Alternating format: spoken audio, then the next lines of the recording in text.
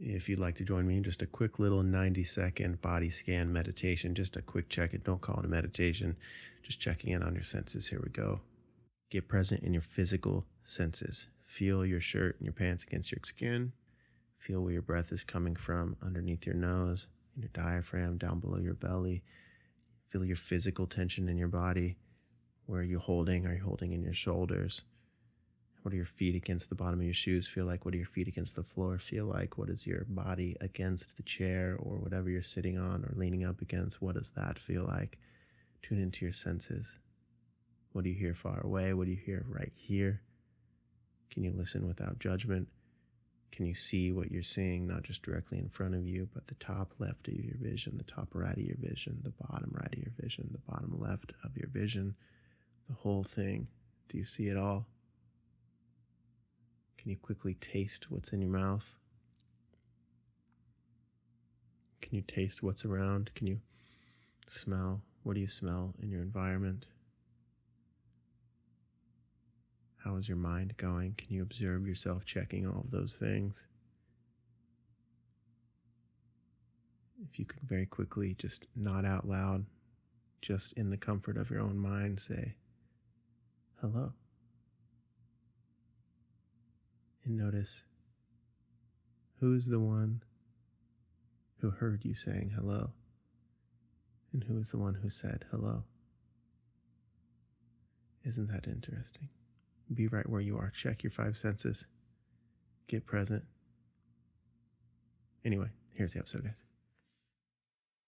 Hi, everybody. Welcome to the Junk I Love podcast. It's me, your host, Jacob from the Internet. It's the Jilp, episode 100, baby. We made it. 100 episodes. Here I am. Here we are. Thank you guys so much for listening. How cool is that? 100 episodes. This one, the majority of this specific episode is going to be, it is a copy of an interview I was recently on another person's podcast, and this is that conversation. So essentially this man is Brent Spirit. He has his own podcast called The Spiritual Awakening Show, and we had what's called a Kundalini conversation in his ballpark, in his world. It's essentially, he has conversations with people who have spiritual awakenings, whether it's ordinary people, whether it's spiritual people, whether it's people intentionally doing it or unintentionally doing it, whether they're teachers of it, whether they're someone who is just a completely regular person who pushed too hard and had this experience. I fall into the category of, through trauma and depression, anxiety, all those sorts of things that I identified with, not so long ago, just a few years ago. I essentially trying to fix all those things, trying to fix myself. I more or less pushed a bit too hard and had what's called a spiritual awakening. I will break all that down in the coming episode, but I had these, kind of transcendent experiences, these mystical spiritual experiences that I didn't really know what I was doing, didn't know what I was getting into. It was massively destabilizing in a lot of ways. That's for sure. That's why I want to talk about these things. I want to have them out in the open, especially now that I'm in a place of, being a lot more firmly on the ground. I at least have 1 foot firmly on the ground. I'm still, there's a lot of these things that I'm still going through. I'm still integrating. I'm still trying to understand them for myself. Like we discussed, these awakening things, it's layers and layers of understandings and realizations and, these different states of consciousness that you can be in that kind of takes some time to integrate. If you've ever read the work of Eckhart Tolle, he had a spiritual awakening. And essentially, he had to sit on a park bench just looking forward for years, just trying to integrate it. There's a lot of, spiritual leaders and spiritual teachers you will hear. They had a form of a Kundalini awakening, of a spiritual awakening. It's kind of led them onto their path now. And now, whether they're teaching specific spiritual tactics or not, as a teacher, anybody who's had these sorts of things, your life is drastically altered afterwards. There's a sense of, there is kind of a sense of, I know it's such a heavy word to use in the first 5 minutes, but it is such a sense of like a God or not God sort of, there is a sense of something bigger than you that's experienced. Not that it's a capital T truth, not that really anything that I experience or share is 100% the truth. It's just what I try to communicate as my truth. It seems right to me. It seems to be, hey, this was my experience. This seems to be an overarching theme to what happened to me. What do you think? That's really where I come from. It's a lot of I'm trying to integrate my personal, actual lived experience over the last, half decade or whatever, and correlate it with the content that I'm consuming, with the YouTube lectures and the books and the audio books and the podcasts and the conversations and the just all the everything I see on social media, all these things, trying to integrate my actual experience. What am I really feeling? What am I actually going through in this moment? And on a whole, what's my overarching story here? What's my what is this like hero's journey that seems to be being presented to me in this strange packaging? How do you make sense of that? How do you move forward? So anyway, that's what a lot of this episode is, man.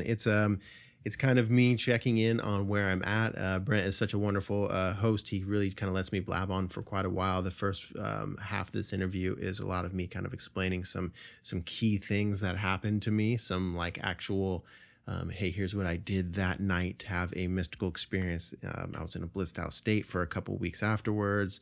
And there's so much that I leave out in here. There's so much that I was trying and doing and experience. One more thing that I mentioned, I suppose two things. There was, I'm walking outside and as I'm going to my morning meditation, I just lean over and throw up. Brent mentions that in the beginning here. If you're wondering what he's talking about, this was something that I mentioned in our conversation together. I was essentially just like in a very normalized state of what's called purging. I was like getting rid of what no longer serves me. I'd walk to my meditation. Cool. Bleh, I don't need this anymore. Go along, sit on my meditation cushion, hit play on the guided meditation that I'm going to listen to or whatever it is. Among that same time, I had a lot of like strange, I'm not saying that these are like explanative or these are capital T truth or these are like, these are very objective things, but I would have animals walk up to me in meditation, like be just within a few feet of me, coyotes. I had a deer come massively close to me. I would have birds and squirrels like come right up to me as I'm in these meditative states, or like right as I'm getting out of them, I open my eyes and I look up and there's like legitimate animals by me. So I just had like, and again, I know that like, so I'm saying I'm Snow White, y'all, it's not like that. I know how kind of goofy all this sort of sounds. So, but I am at a point where I'm just trying to communicate these things, not in like a, I'm really trying to express this was my experience. I'm not trying to impose my reality on other people. I'm not trying to, I'm not really trying to like stomp out anything other. I feel that there is room for me to share these sorts of things without me feeling like I'm bumping into a bunch of walls, without me feeling like I'm pushing other things out of the way. It's very much yes, and it's very much, hey man, like I'm grounded. I'm doing well. I'm just normal dude like you. I have my own struggles. I have my own, things that I work with just on a day-to-day basis, just being a human. I have, my own neuroses, all these things very much there. I'm so much human, but also I had these life-altering experiences, basically when I turned 26 to like, I guess 30, that are nothing short of fascinating. And I think that I will go on as I continue my life. I think I will see these as definitive moments in my life, like these mystical experiences, these things that I went through, these discoveries that I kind of got a glimpse into about, like I said, my reality and who I am in these sorts of things. Again, I know as I'm saying this, it sounds like it's like I know something you don't, and I experience something you don't, and now I'm special. It's not so much that. There is all that, but I'm massively aware of it, and I don't want to come from that place because I feel like it kind of muddies the point. It kind of muddies the coolness of this conversation. So, yeah, man. Anyway, if you see me on the street, don't I'm not trying to share this to be treated a certain type of way. I think that naturally I have like a, just my place in with my friends and with the people that I'm around. I'd like to think that I have maybe a spiritual tendency to me. I think I have like this loving thing that I even before all of these spiritual experiences that seem to be in right relationship with me personally. and those sorts of things are kind of amplified in a way. So I don't know, man. I'm just trying to, integrate and live out this stuff to the fullest extent of my truth. And I'm trying to figure out what the heck that means along the way. So that's what a lot of this podcast has been. This whole thing has been my mental health journey. So you guys know that I've been super open and explorative about my own insides. I've definitely overshared in so many ways, and sometimes that makes me feel a little like my flanks are wide open. Like it makes me feel a little too vulnerable. It makes me feel like I didn't set the right boundaries with me and even my audience. It's like as open and welcoming I am to really any levels of conversation. I always want to have room for whatever needs to come up in that moment. There's also some difficulty with me sharing these sorts of things because they are very personal. I still put my foot in my mouth. A lot of it, I'm still like, man, I'm still writing my journals. I'm still typing a lot of stuff all the time, every day. And it still is like, I'm not fully understanding a lot of this stuff. I'm still trying to find my own stable structure. Yeah, man. So it's I try to show up where I'm at, but I also feel it makes me feel a type of way when I overshare too much. That's a tendency that I have, over explaining or oversharing. Here I am, this entire intro, I could have said, hey, this is a conversation that I had on a podcast. Enjoy. I'll see you later. But here I am 10 minutes later over explaining these sorts of things. So it's still something that I'm working through. This is now the fourth day that I've tried recording some sort of intro. I had a 40-minute long intro yesterday. I was having some technical difficulties, and I listened to it back, and I didn't like it, and I thought that I was a little too overly exposed. I thought that I was trying to like shape the way that other people see me. So, man, anyway, this is all just the trials and tribulations of my journey as I share it out loud. Just like Ram Dass would say, he would say I've done 35 years of intense and deep meditation practice, and I have still never gotten rid of a single neuroses. He would say that, and it's always been, it's such the truth. Like I have made these legitimate progress. I've spent some like serious time over the last few years in like very dedicated, nearing some level of monastic states of thinking and contemplation and reading philosophical texts and like just meditating and just all this stuff. But I'm still very much just me. I just have my own shit. I'm just a dude. So it's cool that anybody is listening to me. So I guess without trying to explain it into oblivion, I hope that you guys continue to hear just that from me. And hopefully that comes from a place of sincerity as I'm explaining it. I'm not trying to present myself as any sort of way. I'm not trying to say like I'm spiritual now. I've had these experiences. I'm not trying to say that I'm some sort of arbiter of anything that is none of these experiences they don't grant me access to anything special. They don't give me they don't grant me permission to say exactly what I want. I just see that this is almost like a power dynamic thing in some sort of ways. A lot of times I'll listen to these on YouTube. There will be people who will share their here's what happened during my Kundalini Awakening. And a lot of it is it's very disassociated. I hear that in a lot of my own writing and a lot of my own like poetry and artistic work too. So I have to kind of balance that myself. But like when I hear other people talk about their Kundalini Awakening, they have this experience.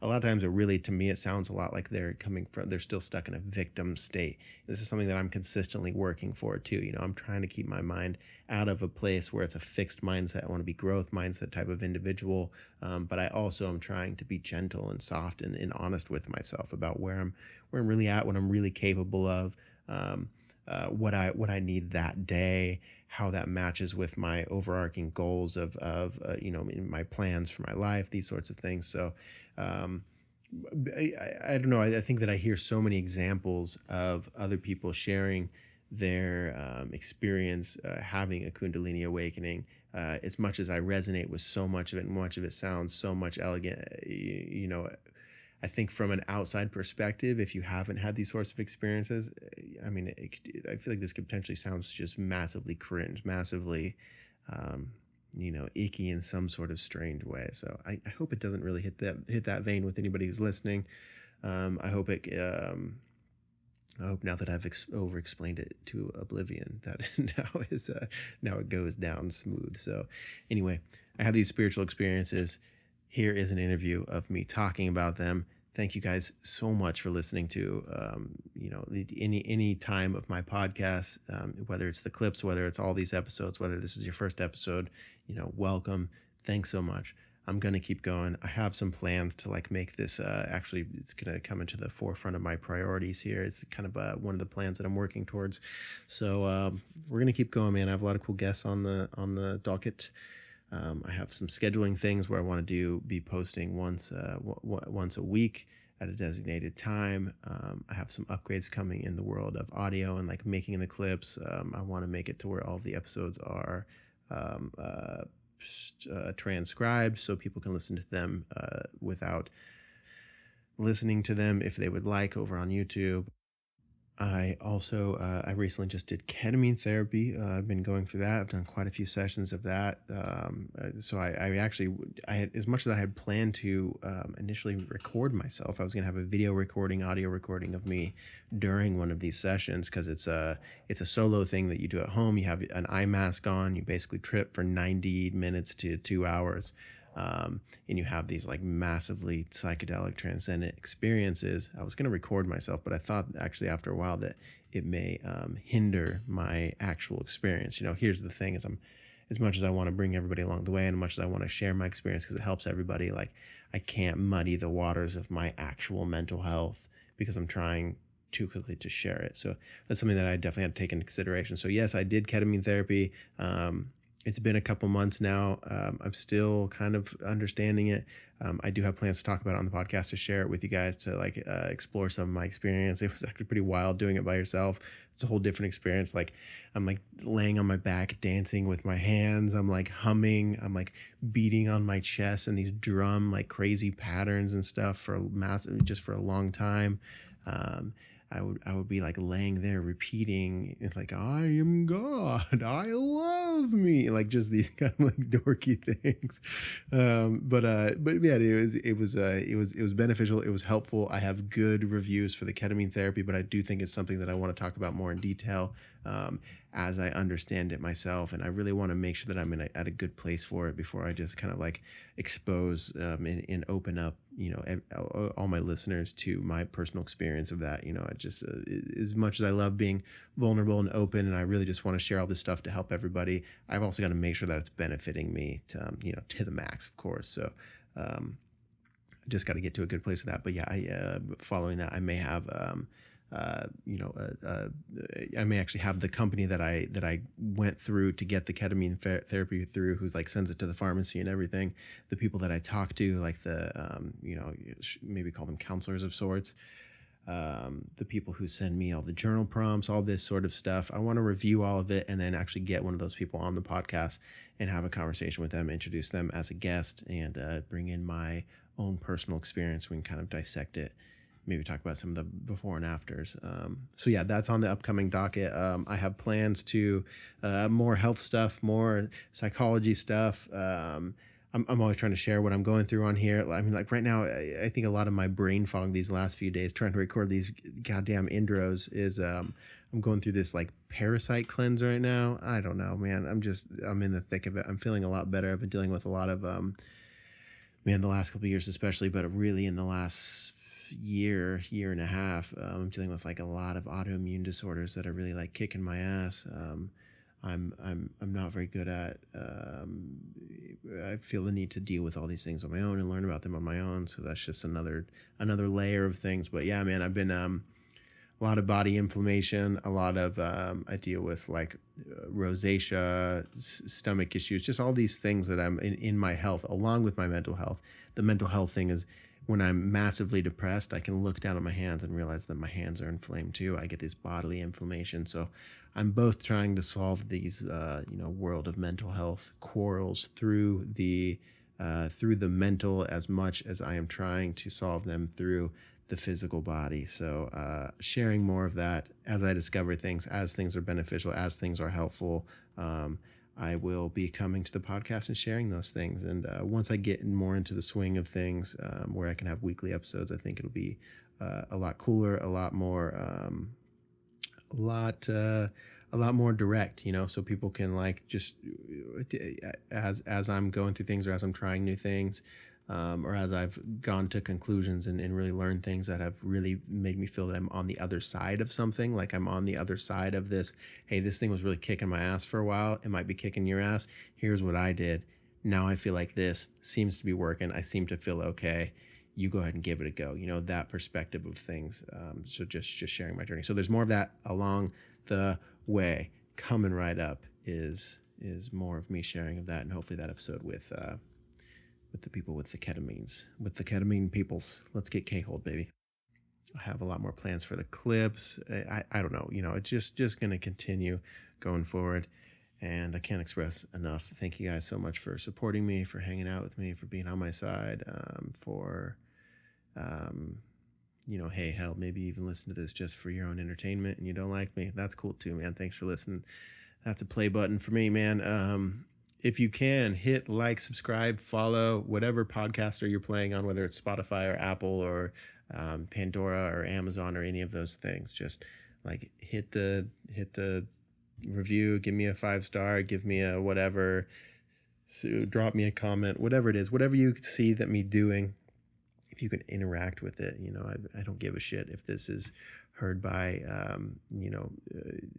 crazy amounts of people. But if you do enjoy it and you do like it, it does help more people stumble along. So if you think it helps as well, interact with it. That's greatly appreciated. This is episode 100 with Brent Spirit and Jacob from the Internet. This is me talking about my spiritual awakening. That's enough blabbing for me. Thank you guys so much. We will see you next time. We learn to have better conversations with ourselves.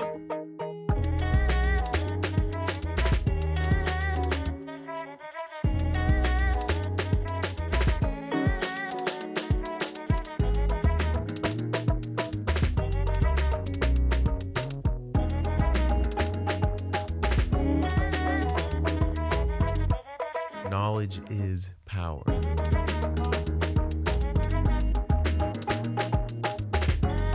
Reality is. A couple questions I forgot to ask. How would you like me to introduce you? As Jacob Rhines? Is that your last name, Rhines? Is that how you say it? Yeah, Rhines, or Jacob from the Internet? I'm kind of impartial, whatever feels more natural. I think Jacob from the Internet includes Jacob Rhines. There's not, my aliases have kind of intertwined and mixed at this point. So either way. Okay. Got it. And spiritual awakening, Kundalini Awakening process, roughly how long? Just so I can give a brief introduction. It's been a certain amount of years. Yeah, I would say I'm nearly 32 now, and it began when I was 26. Okay. So 5-6 years. But of course, I got to throw in, once you realize it seems like it's been going on your whole life. But yeah, of course, I'd say about 26. So 5 or 6 years for me. Okay, cool. All right, all set? All right. Welcome to another Kundalini Conversation. My guest today is Jacob Rhines, aka Jacob from the Internet. Welcome, Jacob. Thanks so much for joining us today. Yeah, thank you, man. I'm very excited to talk to you again. I really enjoy our interactions, so I'm pumped to be here, man. Yeah, we recently had a conversation on your podcast, the Junkyard Love podcast, and admittedly, I talked way more than you did, and so my intention today is to give you a chance to speak because, during our conversation, it was about my journey, but you had sprinkled a little bit of hints and clues about some of the things that you went through that sounded really exciting. Some Kundalini Awakening experiences seems to have begun, I guess, in your mid-20s, about six years ago now.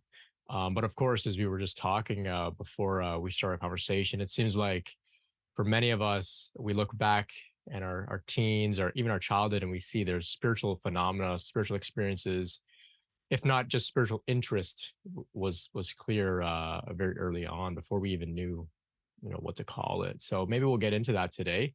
You and I feel like we have got a lot in common. I see in the background there on your wall, you've got the words turning pro.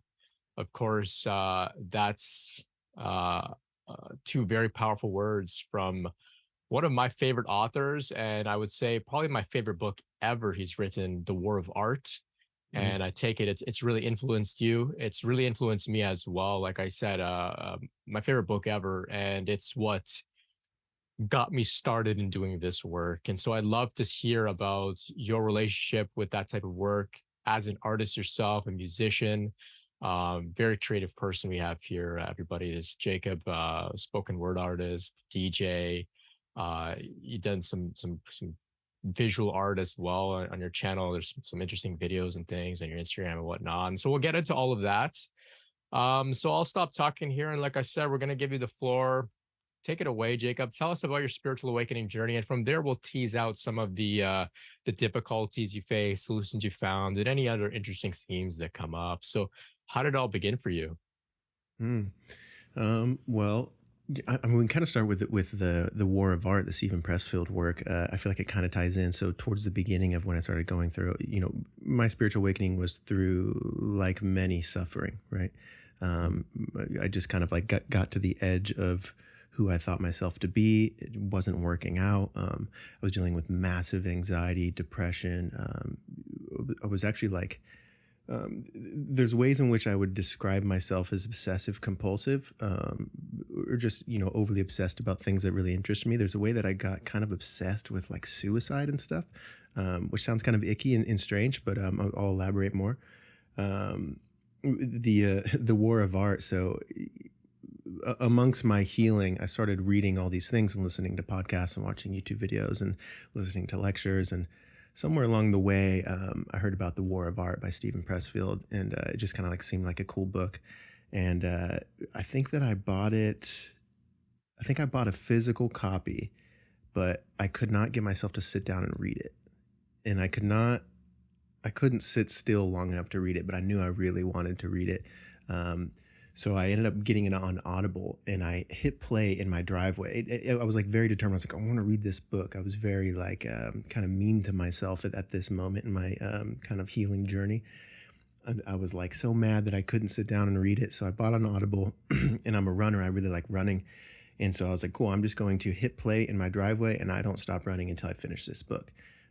So it was cool because like you don't even realize how much that intertwines with the themes of the book, fighting resistance. If anybody else has ever read this book, it's you'll understand the correlations. But yeah, so I read it, and it was also so profound to me. It was really like putting words on this thing that is common amongst people who are artists, is common amongst creators. We have this resistance, and our job is to accept the resistance and get in contact with the muse, and so it just felt like I kind of won that battle. Stephen Pressfield talks about how he finally found himself, like he wrote a little bit, and then he was washing the dishes, and he was like whistling as he cleaned the dishes, and then he kind of had this moment of realization, like, oh, I just like did the work.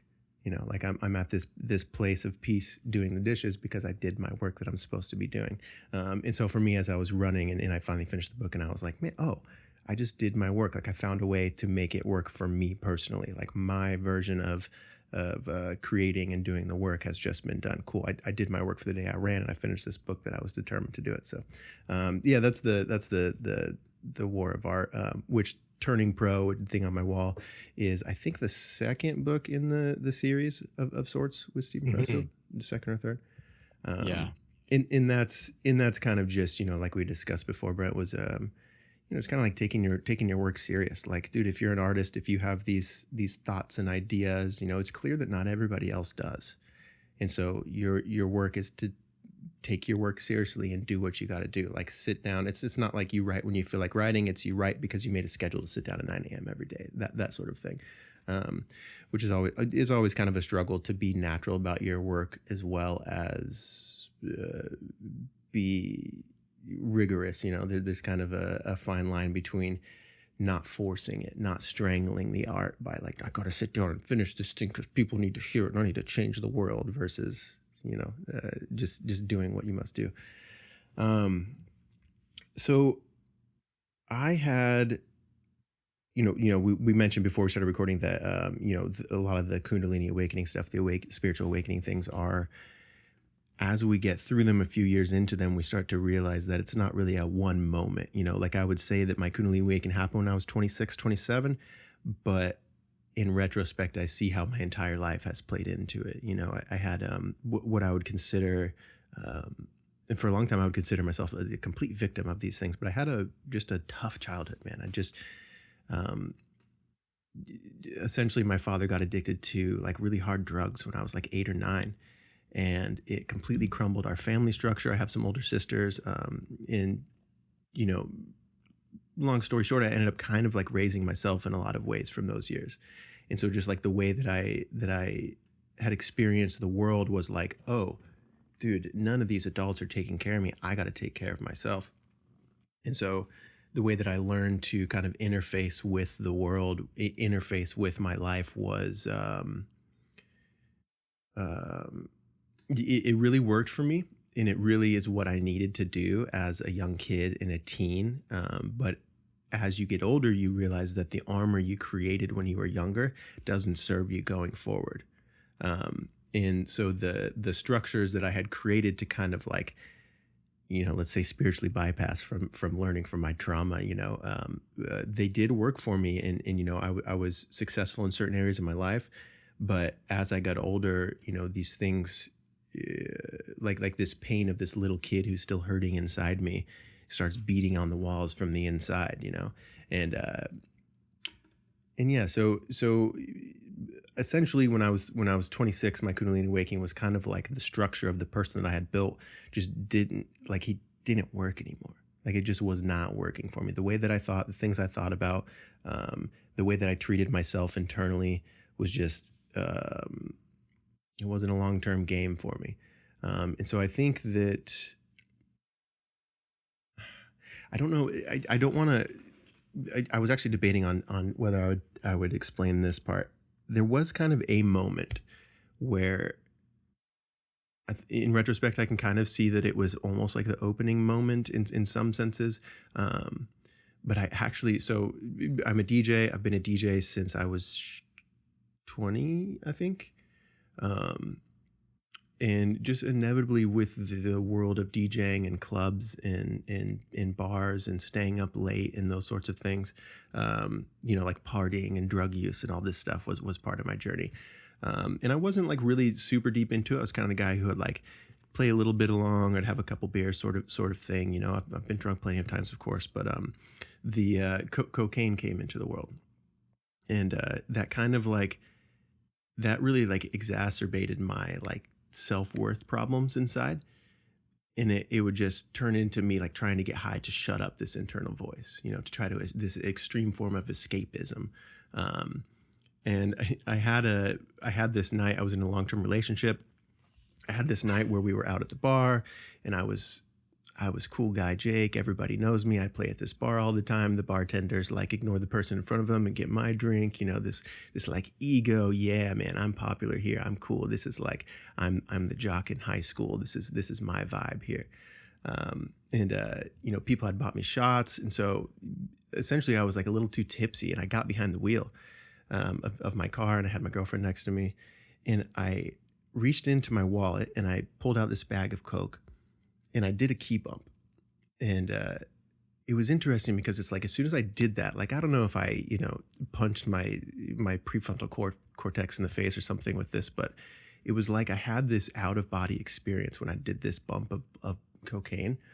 And it was suddenly like I was aware of what I was doing and who I was and my story. And like I was this out of body kind of like my higher self or something going, dude, what are you doing? And it was this really loud, like I was like sitting there, I was like looking at my girlfriend going, what am I I'm like drinking and then doing blow so I could feel a little bit more sober so I could drive home. What is this? Why would I do this? Um, and so I think like that seemed to be a lot of the start of my just extreme internal self-reflection. Like I had my friend come over afterwards and we were like drinking and doing more blow that night, but the whole time I'm just like massively aware. I'm like miles away from being present. Um, and I don't know. It just like I became extremely aware of what I was doing and my influences on other people. And, like even driving behind, if you're driving a car and you've got a car full of people or a car full of people you love, you're responsible for those people. If you're drinking and driving, you got other people in the car, like that's your responsibility if they're hurt. And that sort of voice just came incredibly loud.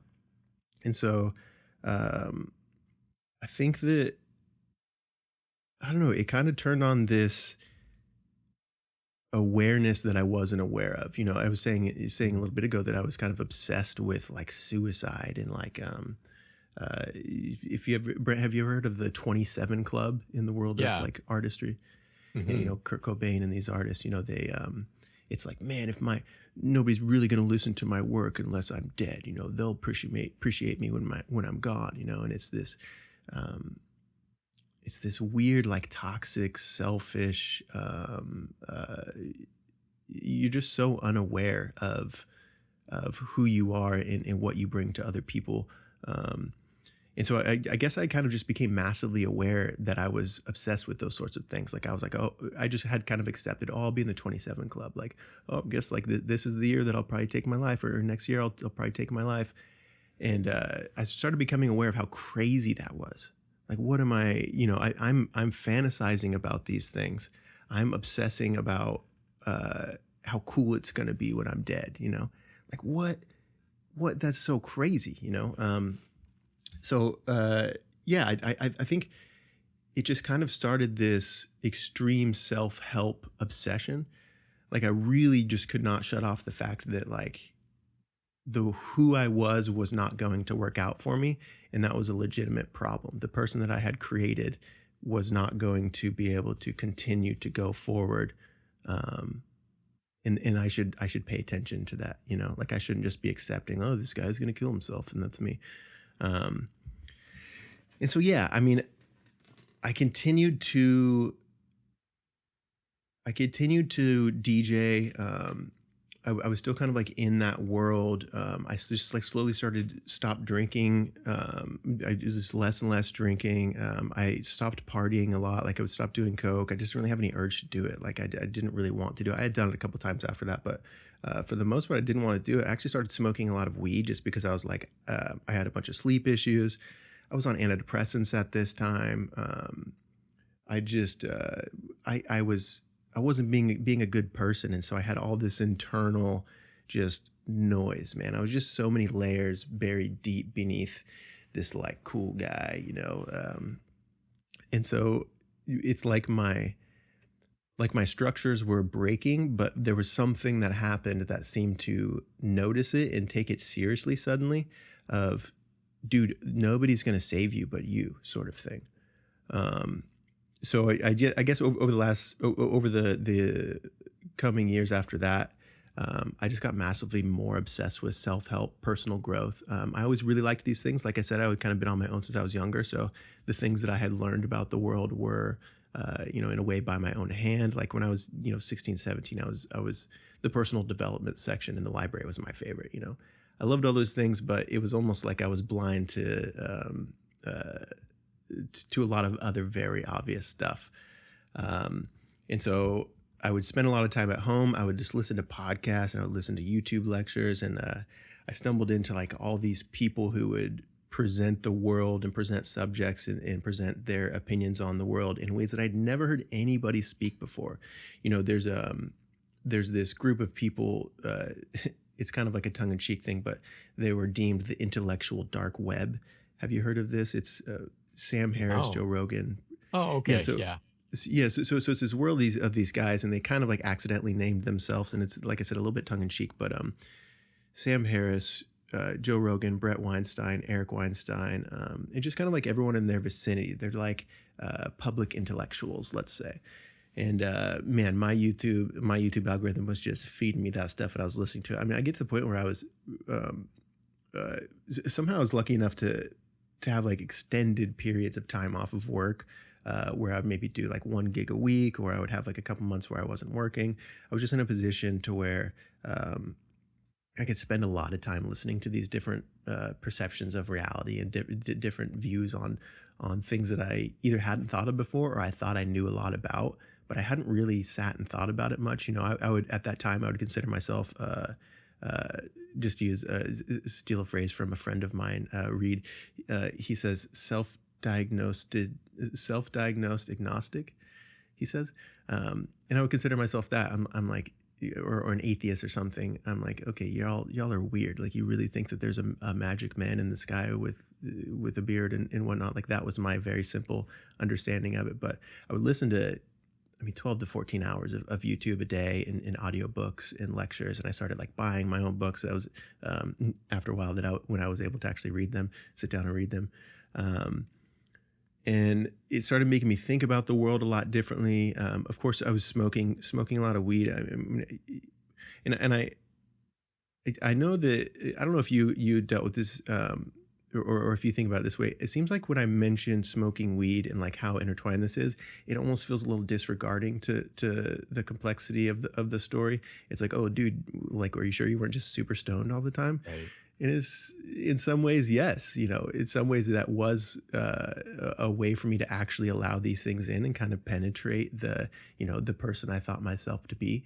But it would help me kind of like sit and expand on these ideas. So I would listen to lectures, and then I think inevitably we stumble into meditation, right? You know, like if you're trying to heal, if you have anxiety, depression, like, well, have you tried meditation? And there's these meditation apps, and there's all this stuff, this whole world of self-help. And it brought me into meditation. But the way that I work is, I'm like very extreme about things, you know, like I said, like I get overly obsessed with stuff. And, like the way I read that book for the first time was, cool, I'm not going to stop running until I finish this book. And so that kind of turned into my mindfulness and meditation journey. I became super obsessed and extreme about, to where I'm listening to these lectures, and it's like the second this lecture is over, or this YouTube video or this podcast or whatever, okay, cool, time to go meditate. And I would meditate for hours and hours a day. And I was learning about meditation. I was learning about the self, and I was doing, Vipassana, and I was doing all these various different kinds. I started doing a ton of yoga. I just started, it's like extreme mindfulness. You know, I was in this perception of being aware of who I was and what my actions were and how I react and what I am in this world and what it means to be a part of infinity itself. And I was in that realm, just hardcore, just, that's all I would think about. That's all I would talk about.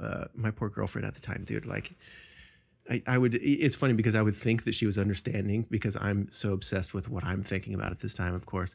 I would think she was understanding what I'm talking about. And then after a while, she would start to say, I don't know what you're saying. I don't know what you're like. What are you talking about? Which was actually kind of like painful in the moment, because I suddenly realized, oh, dude, I'm detached from reality, and right. The reality that I'm obsessing about and thinking about is completely distant from this person. So I guess I was able to. So over the course of the season, I think that my like Kundalini Awakening was from intense pushing, like this extreme, I'm using this phrase, extreme mindfulness, which sounds so dorky, but it's kind of what it was. It was just, I kept pushing. I was like, I got to heal. I got to get better. Like, I got to figure this out. And then it's like, why do I hate myself? What is the self? What is self? Like these things, and I would just follow these strings of thoughts and just pulverize myself with them. Just think about nothing but it, and just write about it and record videos of myself talking about it, and just try to like research it. And so I had mentioned in our podcast together, Brent, that I had this moment where, because with Kundalini Awakening, we talk about, it's something that you're really great on your channel about expressing, that I love, is it's not always this explosion of energy through the top of the head. It's not always, again, I'll bring it up, like you said, a snake coming out of your butt.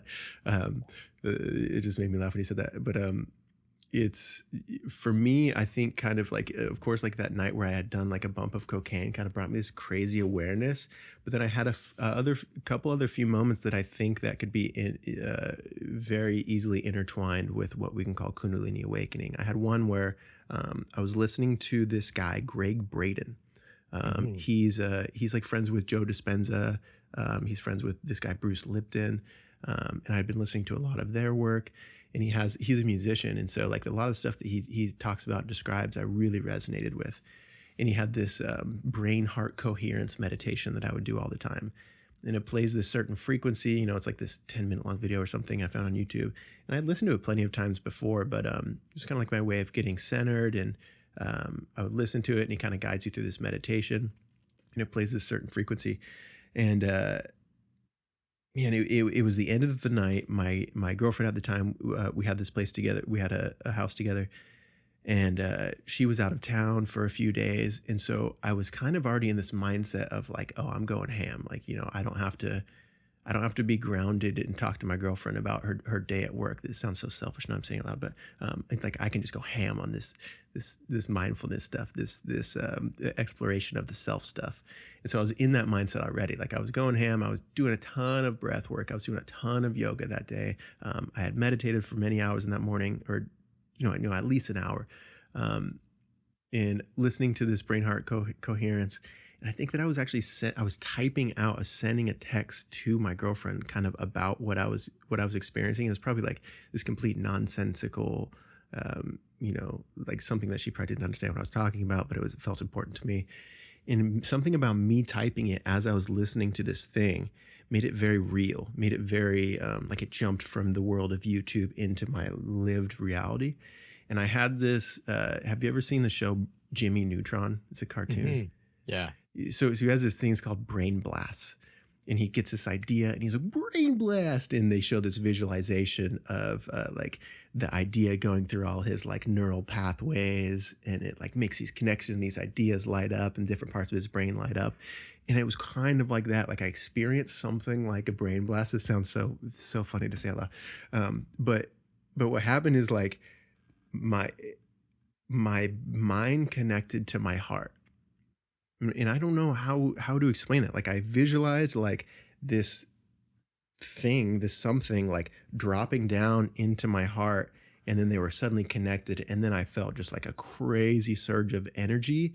And then, dude, honestly, like the next 3 days were crazy. I was in this state. And I think that you've described it before, where I was like stuck in my body. I feel so right now as we're talking, I'm not thinking about breathing. I'm not pumping my organs. I'm not pumping my lungs. But it felt like I was suddenly responsible for all those things. It felt like I was, like if I didn't think about breathing, I would stop breathing or something. And there's a way where I knew that wasn't true, but I couldn't stop looping about this. I was inside my body. Within an hour, I actually like literally had 911 up on my phone, just trying to go, am I okay? What on earth is going on? Oh, my air conditioning just turned on. Is that incredibly loud? Oh, no, it's all good. Okay. If it gets too loud or annoying, I can totally turn it off. But yeah, so I became just ultra stuck in my body for whatever that means. And it was funny because I didn't know what I had done. I was like, oh, I messed up. I did something very, very strange here. I was Googling how to shut my third eye. That tells you the information of how I knew of what I was really doing. I was just pushing. Excuse me, Brett. Hang on. Let me turn off my air conditioning really quick. I'm so sorry. For sure. No problem.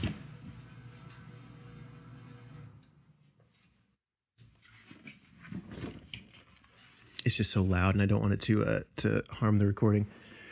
But yeah, so I was just in this state of like being stuck in my body, and I was home alone, and I was just in this complete state of fear. And I think that when that happened, it kind of made me again like this other realization of, whoa, I'm going hard on this. I'm going crazy intense on this sort of stuff. And so, then I'm looking for grounding, and I'm looking for like what is going on. I posted on Reddit.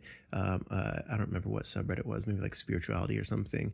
Basically like, yo, I think I messed up. Can anybody help? I've been listening to all these sound frequencies, and people were sweet enough to suggest some stuff to help me get a bit more grounded. But so that was certainly a moment. The brain heart coherence thing was definitely something that now I think it'd correlate to something to do with Kundalini. Like I was moving the energies throughout my body, like suddenly surged. And then I had to kind of like, it took me a while to kind of sit with that. Like, I don't know that I fully snapped out of the being stuck inside my body thing. Like I think it kind of slowly integrated in a strange way. In yoga and breath work and that sort of thing, of course helps. But, and then I had I don't know the exact linear time for all this stuff. It's kind of a blur actually, but I also had a moment where I was doing a hypnosis, like a self-love guided hypnosis. I got like kind of obsessed with hypnosis for a little while. And I was experiencing extreme bliss for certain. I was already in this very blissed out state, but then suddenly I became the color purple and experienced being the color purple. And I don't know how to explain that. Like I was both liquid and smoke in the color purple, and it was like this crazy blissed out state. And I think after that, I think I had a few weeks of being just light footed as heck. Like I was just blissed out for a while after that. I also had a moment where I did it's not like a past regression, but it's like I was following some guided meditation. I was doing like some sort of like, what is it, like child healing, like in healing your internal child. And I had this, essentially I was, I think I was, just to add to the visualization, I think I was doing breath work and yoga naked in my basement all that day. It's hilarious to share these things because it just seems so insane now, but I was doing this like childhood thing, following the meditation, and I actually saw my younger self. Like I saw my teenage self. I had mentioned before, I had kind of built up this tough, like this is who I need. And then I suddenly, like in my basement, it's not that I like really thought physical young person walked into my basement or anything, but I saw my younger self. I hugged him, I cried, and I said, "You did great, man. I got it from here." And it was like this, another explosion of just healing. And then I still don't know what to make about this part because I was listening to a lot of frequencies and stuff. I saw in Hinduism, is it Ganesh with the many arms? Many of them have many arms, I think. Oh, Ganesh is the elephant, elephant faced. yeah. Is Ganesh, is it a female? Or is there Ganesh? I think Ganesh is feminine? male. Female, there's many actually. I'm not too familiar with all of them myself. There's countless. Okay. Lakshmi, Kali. Kali has many arms. She's kind of fierce. That's a common depiction for Kundalini, the divine feminine. But they all are actually. All the feminine ones are for sure.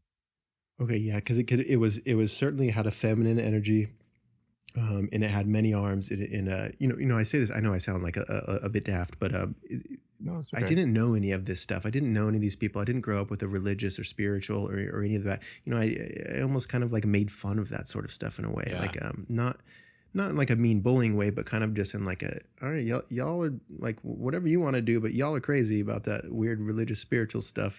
That's just kind of like my perception of what God was. But so yeah, after I like hugged my younger self, said thank you, I've got it from here, then there was this moment of experience the many armed God, and it was this feminine thing, and again that put me on another, I would say like probably a couple weeks, if not a week, of just blissed out. It's like I had cleared this very big blockage or something. I know that's kind of a bit of a strange term when it comes to like chakras and block chakras and stuff, but yeah. And so let's say like those 4 experiences were kind of now that in retrospect, they had something to do with the energy centers in my body.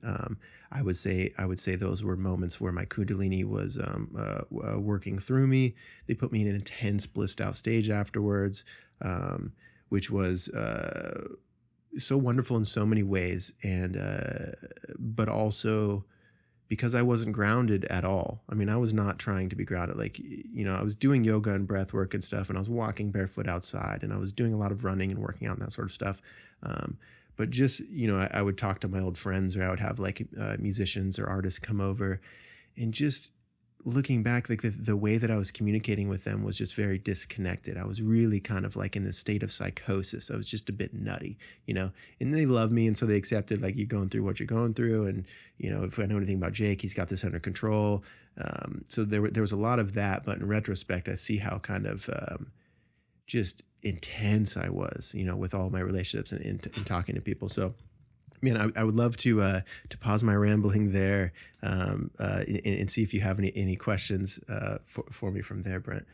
Wow, so many common themes between my own journey and that I see across the board for many others as well. Thank you for sharing.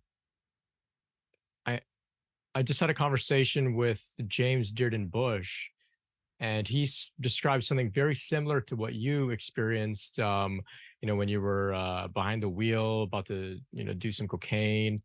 He described that he, as a result of his awakening, had experienced an expanded state of awareness that was unaffected by hi- him drinking. So he got drunk at some point later, and there was part of him that wasn't drunk, but that was aware that he was drunk. Sounds like the same state of consciousness, or same aspect of your consciousness that you had accessed, which could look from almost like an impartial place and say, what the hell is going on here? Even though you're under the influence or whatnot. And that seems to be, I've experienced it myself as well. It seems to be pretty common with those that experience a sort of what we would call a top-down awakening or a crown awakening. And like you said earlier, Kundalini doesn't have to rise from the base upward in sort of explosion. It can happen in many different ways. And for me as well, my initial awakening was of a very similar flavor to yours, where I had recognized I'm not my mind. I can observe my mind. And so I'm the observer, and that blasted me open. And that was a major trigger point of my awakening, just like you. Fascinating stuff there. Yeah, the healing stuff also super common, right?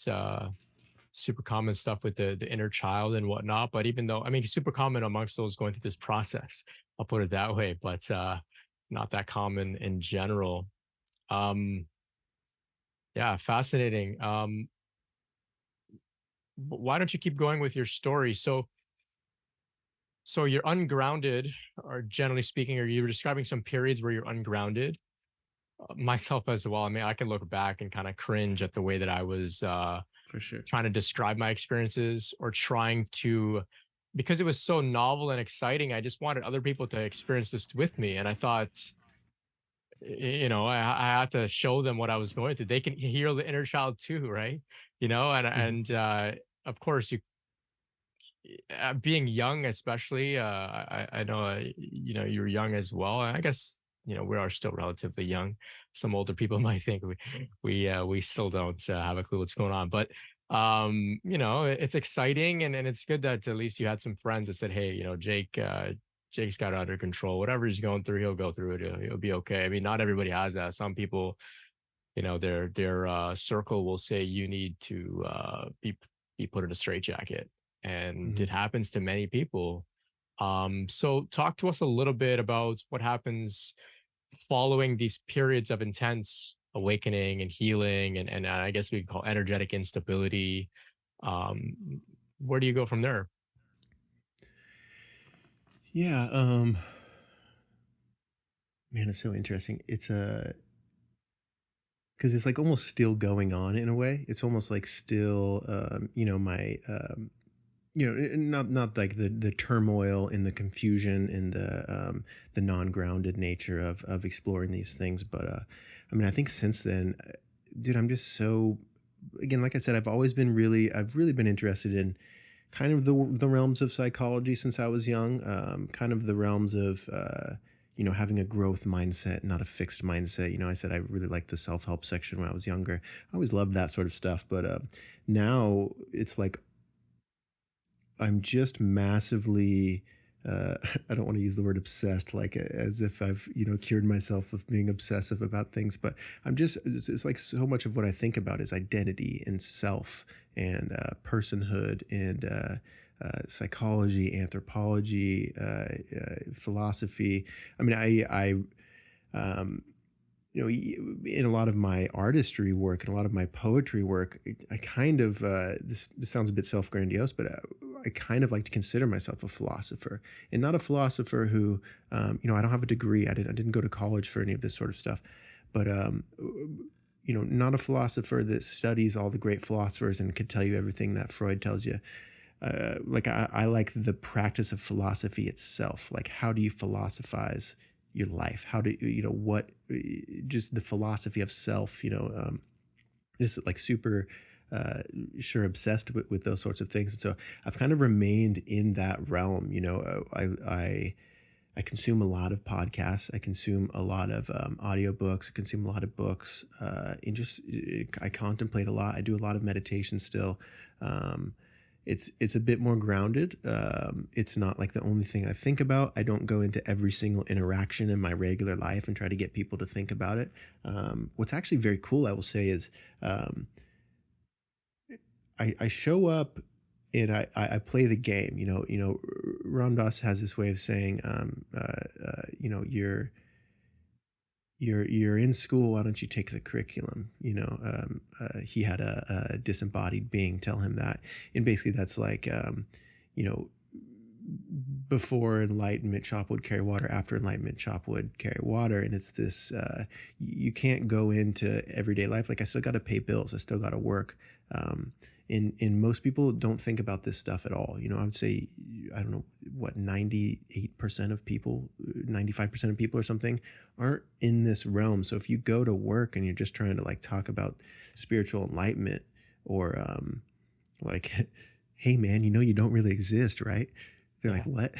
It makes you feel more disconnected from people. And so a lot of the last few years have been almost like my integration back into the world of just being with other people and loving people for exactly who they are, not who I wish they could be. And if they could just see infinity like I see, then they would really understand, and they could heal all their childhood trauma, like you said.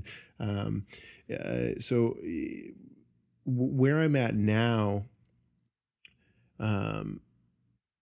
I mean, I'll say that in a lot of ways, my life kind of did fall apart after all of that. And I hate to say that and like freak anybody out who's going through in any sort of their journey right now, and just bear with me on this story here. But I was in a relationship. We were together for 10 years.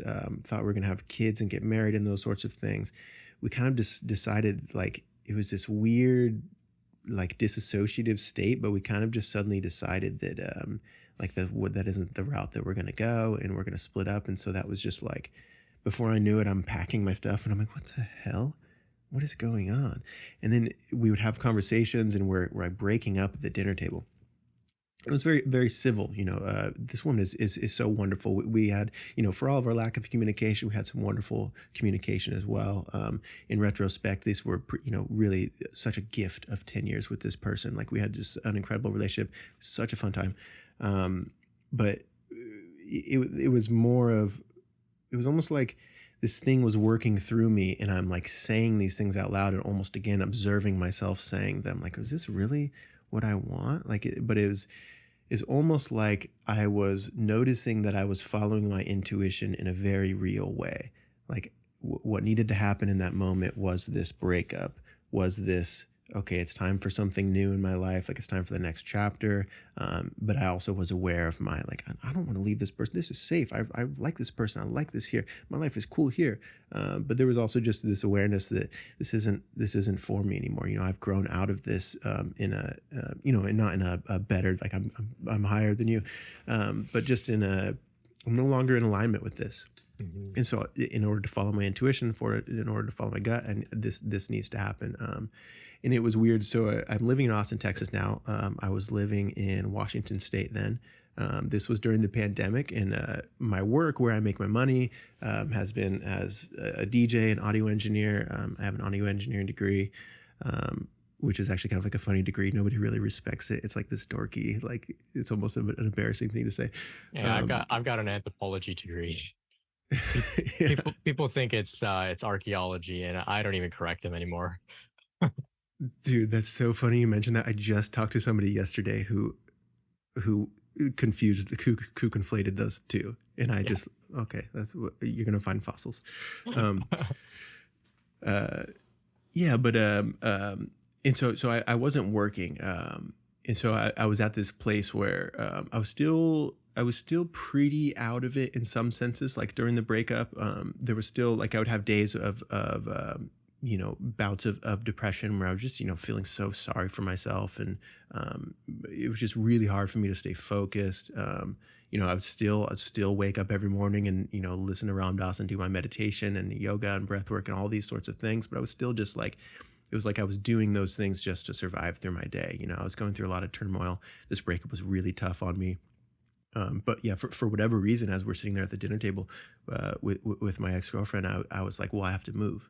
And it was like I was hearing myself say it, go, why? What are you talking about? And I was like, I need to move. I had never moved out of that town my whole life, but for whatever reason, I just had this extreme intuitive thing that I needed to move. And then I ended up living with a friend for a few months, and he basically pulled me aside. He's just such a wonderful guy, but he basically said, look, me and my wife, his wife, we're going to move within the next year. Why don't you come live with us? We'll just charge you, we'll be chill on the rent, get you back on your feet, and just wherever we move, why don't you come along? And I was like, all right, bet. And, we landed in Austin, Texas, which from a creative standpoint, artistry and all these other things. I had followed a lot of people who had moved to Austin. I was really drawn by like the artistry and the music scene and stuff. So it was cool. So that's where I've landed now, is in Austin. It's been really fun. But I guess I'll backtrack a little bit. I had already started my podcast. I'm at like 100 episodes now, but my podcast was kind of like trying to help people go through the same thing as me at the beginning.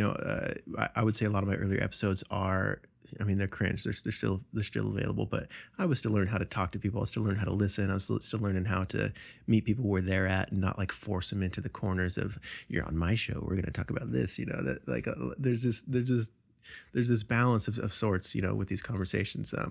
And so I started interviewing and talking to a lot of my friends and, people in the community and people that I looked up to. And I had a podcast studio at that time in my basement at the house that we had, so I could have them come over. And it was just this such cool thing. They would come over and we'd go for a walk, or we would, smoke a bowl and hang out in the backyard for a couple hours before the podcast. And it was just this very, very cool experience. But I had started it. The concept, Junkyard Love, is the name, is I had realized that when I was listening to these people on YouTube and online and audiobooks and these sorts of things, that they would unknowingly say something that would completely shift my reality. 2 hours and 15 minutes into a podcast of two comedians just BSing, they would say one thing, one sentence in such a certain way that I would be primed to, for whatever reason, that I would like pause the podcast and just go, whoa. I would almost watch my reality shift, and I would allow that to enter through me and go, oh, I haven't thought about life like that. I haven't challenged my ideas like that, and so the concept is sort of, it might be gibberish, your story might not seem important, but when you share it, it might be really important to somebody else. The example I use is, a 1996 Buick LeSabre passenger side mirror is completely worthless to somebody who doesn't have a 1996 Buick LeSabre with a missing passenger side mirror, and so that was just kind of the thing, is like, your story is very important, and there's something that you can say by just communicating your truth that could be profound to someone. It could change their whole life, and so share it, share where you're at, and don't, and you've mentioned this in your videos too, is don't wait till you think you're ready. A lot of the times, like, make it messy if it's messy. if you stumble over and you say like, or you you don't know exactly how to explain your story, but you kind of stumble through it. Cool. That's what it is right there. That's okay. And so I started the podcast. I had started at that time. I'd already been a DJ, say this is around, 27, 28. I'd already been DJ since I was like 19, 20. But I hadn't made a ton of my own stuff. So being a DJ is, a lot of times you're not really representing, you're playing other people's music. You're mixing and matching. You're looking around the room and you're seeing what that room would want. You're being a tastemaker. You're on top of the current music. You anticipate people's needs before they anticipate it. You know what's popular. The hottest song in the world right now. If you play it at 10:21, it might suck, but if you play it at 11:38 p.m., you might change the entire room. And so I was just very I was on the pulse. There's a lot of ways that I was certainly an artist as a DJ, and I would create these hour-long sets, and I just wanted my DJ name at the time was Kronos, DJ Kronos, who's the Greek titan of time, and that was kind of born of I had experiences in crowds at music festivals and stuff where time itself would skip or stop, or I think a good artist can make you snap out of time in a sense. It's could take you to a place, and so I was really obsessed with that sort of thing. So my artistry as a DJ was kind of, I think it's different than my artistry now. Over in the last. When I started my Kundalini Awakening healing journey, I just kind of naturally started outputting a lot of my own writing and my own spoken word. There's a lot of stuff that I've written and wrote that I'm like, I don't know who wrote that, but they used my body. It's this, like, the muse worked through me. I seem to have put myself in the right position and threw out a couple nets, and I caught some jellyfish or something, and I gave them to the world. So I started kind of leaning a little bit farther away from DJing, being less in bars and clubs and these sorts of things. I was super sensitive to being in bars and clubs late at night. We use the term spirits for alcohol. I think that you've discussed this as well. I think you did it actually with your recent podcast when he was talking about alcohol. I just became ultra sensitive to those things. And so I kind of had a need to keep my artistry. I have this need to express myself.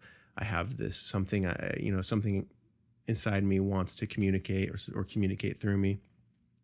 Started doing more spoken word. I've always been a fan of hip hop and those sorts of things. So I think there's like an innately, I would hate to call myself a rapper. I think that sounds so weird, but I write a lot of rap.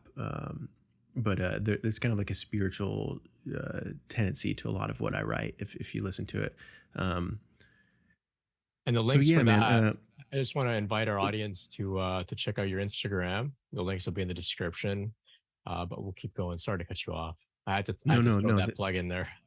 I thank you. Yeah. And I feel like actually probably Instagram is my best. I have some songs on Spotify. I like to call everything a demo because, although like I technically have an audio engineering degree, I won't just sit and spend time like trying to mix and master my stuff. Like, for one, a lot of it is beyond my skill level. I don't know everything about all this stuff.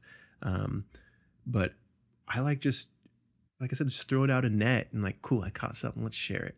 I like this lo-fi sort of, so I have some stuff on Spotify. It's like sound art, there's this like kind of hip hop, but, it's just kind of like an expression of the thought that I seem to have caught.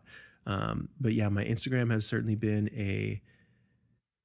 it's interesting, man, because we have these, and I don't know, maybe you experience this sorts of stuff too, Brett, with Instagram and podcasting is you kind of instantly get put into a bubble or a category. It's like, oh, are you trying to be an influencer? Are you trying to, are you trying to sell something? But yeah. I've always tried to keep it. Yeah, I always try to keep it to where it doesn't, because that feels icky to me. Like I've never had advertisements on my podcast. I've never had those sorts of things, because that feels like it's instantly trying to sneak, like, oh, hey, look how spiritual I am. I'll help you, but also buy this thing that pays my bills. There's an integration that I think is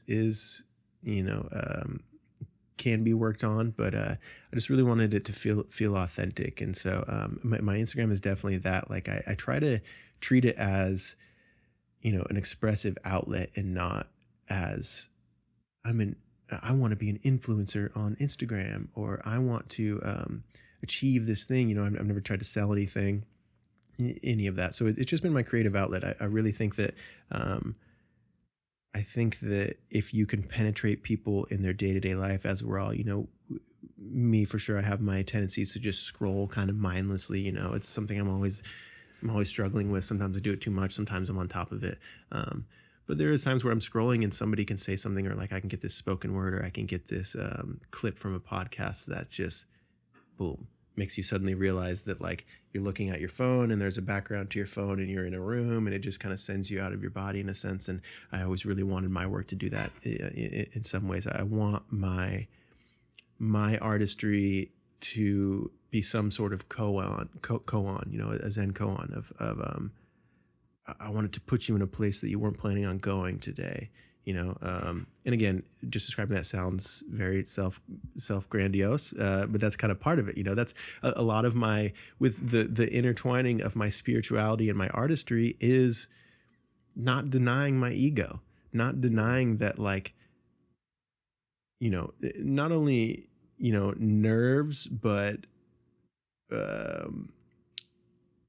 like if I'm speaking to people on a stage, or I'm speaking to people, okay, I've got a couple hundred people listening to this podcast. Like, that feels cool, noticing that you have like an ego side that, for me, like I said, I came from a background of DJing where people know my name, like people in my hometown know me as what up, Kronos? And like, I don't know who they are, and there's a balance of, for a while I tried to kill the ego. I tried to reject it. I tried to, I got to be next level humble and in all these things. But there's, it seems your role as an artist is to behold the ego, is to, I have this line: the ego doesn't like change nor grit, but loves to feel withhold. And so a lot of my stuff is kind of a balance of working with the ego. Ram Dass would talk about how on stage he would be completely aware that people love him. They see him as, this is Ram Dass. Oh, that's Ram Dass. But he's also just there to do his work. Parts of him are going to notice those things. There's parts of us that I think socially will like those things, but we can't define ourselves by this pedestal that other people put us on, in a sense. So I guess that's kind of like, I try to integrate I try to live my philosophy and my creativity and my artistry as naturally as I can. I try to, if I go for a walk and I have a thought come into my head that I think is kind of cool or helpful or fun, I want to share it, but I'm not trying to share it to accomplish something. I'm not trying to share it to, gain more followers or tell everybody how cool I am. It's this, I try to use social media as a genuine like tool for communicating the inside of my mind, in a sense, and I think that's like active philosophy, that's like actually practicing philosophy. I don't know. I think sometimes, as we're scrolling through, when something real pops up, we note it as real. There's all these people trying to sell us stuff. There's all these advertisements. There's all these, it's just obvious to us when you've got a podcast. Like if I have a Monster energy drink sitting right here and the logo is perfectly faced, that's okay. Like, cool. Okay, we get it. You're sponsored by Monster, but there's just like this level of truth that we want to be about, that sort of thing, and I would hate for me having this Monster logo sponsorship to deter or change anything, even 1% of how I'm going to communicate, of the ideas that I catch and communicate. And so, yeah, it's just, I don't know, my social media presence is really like, it's almost like this, I'm massively aware, but it's almost like a second ego in a sense, right? It's like almost like this digital ego of representing ourselves, and we talked about the beginning of your, you were into, is it photography or videography? Photography. Photography, yeah. And you notice that, you have this photography page and you start talking about spiritual stuff on there and people are like, what? Yeah. Like, what are you talking about, dude? And so I've gone through that entirely that same thing of trying to find this balance of living through my truth of, I want to be an artist, but like, I'm not creating this artist to get famous and get money and like, so I can drive a fast car. It's like, no, I want to be honest about it. Every day I'm trying to live as an artist. I'm trying to be as a poet would be in my day-to-day life. I'm trying to show up as fully as I can, and be aware that I have these different kind of aliases in a sense, but not lose myself into my alias to where I'm denying the truth of my being, because I think that's so easy to do as an artist. I think, I was talking about the 27 Club. We get so obsessed with our image, like, oh, they'll listen to me when I'm gone, that sort of thing. And it could just be certainly massively toxic, Mm-hmm. So I'm sure that you maybe deal with some of the similar things of trying to balance, your personas in a way. I don't know. Do you ever have any like debacle between who you show up as, like who maybe your coworkers know you as, or who I think you're doing some schooling, like maybe who they know you as versus Brent Spirit. Do you ever feel any like trip up between these kind of characters you've created at all? Yeah. So I think it's taken a long time because, like you described in your own journey, it's an ongoing sort of dance and trying to figure it out. And I had my own issues with working as an artist, a photographer, but then also having these like spiritual things that I wanted to express. And of course, people that are interested in my photography are like, what the hell is this guy talking about? And I think that came from a more ungrounded place as well, like we were describing earlier, that we could both relate with, just that feeling of having to like vomit out all this spiritual stuff to whoever would listen, right? So now I found peace by compartmentalizing my two, I guess you could say, brands or identities. But in particular, I think I've described this before. Brent Spirit is a character. When I'm sitting here in this chair, that's Brent Spirit. And I want people to know that when I turn this off, I'm not Brent Spirit. I'm Brent. Like, I'm a normal guy, like, like eat junk food, like, have awkward conversations with people and think about it later, go, "Oh, why did I say that?" or something. Like, I'm a normal guy. And I want to make that clear. Um, at this point in my brand or whatever, or this journey, I'm not too disclosing of my personal life, because I don't want it to be about me as much as it is about I love the way you describe the ideas that I'm catching and presenting, Mm. and not so much about me. But I do recognize, of course, the validity of the story in the background. And so it's a fine balance of those two things. But I can totally relate, and I know that many others can. I think along the lines of what you're saying, you're speaking as an artist that's not creating art as a means to an end, to become somebody or to sell something. It's for the end in itself. And as you were speaking, I remember this is a key concept in Bhagavad Gita, um, where Krishna says, "You're entitled to the work. That's your reward, is the work itself. But the fruits of your labor, that all belongs to God." So you Mm. don't work thinking, okay, you're going to get paid or something. You work so presently in the moment, and that is the reward of the gift itself, the creation itself. And Mm. Mm. paradoxically, I think those are the best artists. They tend to do well at some point. They tend to have some impact. But then I was also thinking as you were speaking that there are, I mean, back before social media, the idea of being a poet and becoming like world famous, that was completely ludicrous. And so poets were poets because of poetry, or artists were artists because that's what they had, that's what the muse wanted them to do. There was no Instagram to post it on. These people maybe lived in a small little village with same 100 people that saw their paintings, and that was it. And so the reward, I think, was the art itself. not the accolades that may or may not come. And I think that's a key theme in Stephen Pressfield's work, like you were describing. The muse inspires you to create, and that feels so good in itself. And that seems to be what I like to try and remind myself of, because I can also get caught up in ideas of like, I look at the like, oh, how many views did this video get, and Mm. how does it compare to the last one? And then I remember like, it's completely out of my control. It's It doesn't completely matter. something else. Yeah.